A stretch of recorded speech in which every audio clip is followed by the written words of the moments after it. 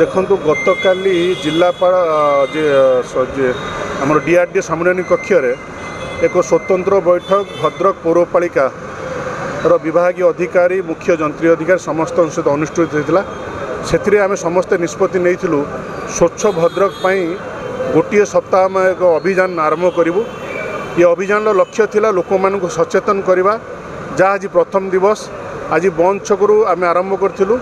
ये बंद छकरू चरंपा पर जो मुख्य रास्ता जाइए भद्रक सहर दे से रास्ता किपर स्वच्छता रखिबू एवं लोक मानक सचेतन करूँ से ये अभियान आम समस्ते आम निर्धार्य करूँ। आज तार शुभारंभ आज आसी आम जो सकाळु आम देखिलु जो परी भाव में भद्रकर मुख्य बंद छक जहाँ कहुए जोपरी भाव में अलिया आवर्जना पहाड़ उपर बसी आम समस्ते ताकू देखला पौरपालिका अधिकारी माने समस्ते उपस्थित होई ताकू आम सफा करने प्रयास करूँ एवं लोक मानक आपण माध्यम सचेतन करुचु।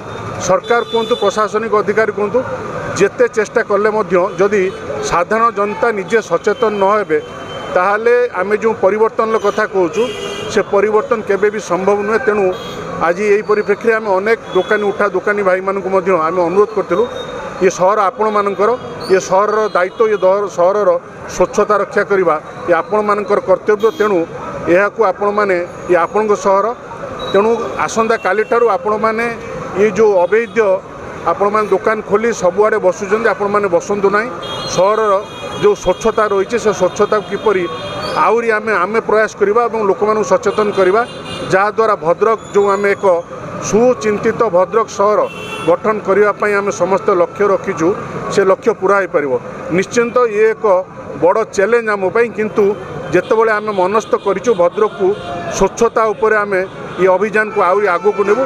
तेणु निश्चिंत आपण मानकर सहयोग भद्रकवासी सहयोग रहिले जो लक्ष्य रही से लक्ष्य आम पूरा करें। धन्यवाद।